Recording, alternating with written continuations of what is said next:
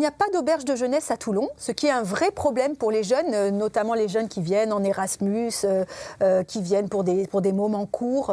Et donc, il nous semble que là, on n'a pas été au rendez-vous, en quelque sorte, parce qu'un jeune qui aime une ville, ensuite, il a envie d'y rester, d'y passer sa vie, d'y faire des rencontres, etc. Et puis, il y a la question du logement étudiant, comme vous le dites. Alors, de ce point de vue-là, nous avons une approche un petit peu comme pour les HLM, c'est-à-dire une approche mixte.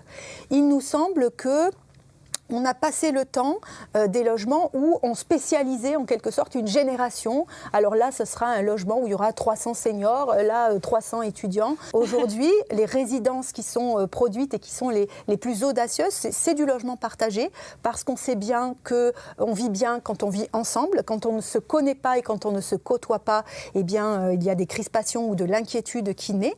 En revanche, on sait aussi qu'un jeune peut aider un plus ancien, lui rendre des services, que quand il y a des enfants intergénérationnels. Des logements intergénérationnels, mais où chacun a son logement, bien sûr.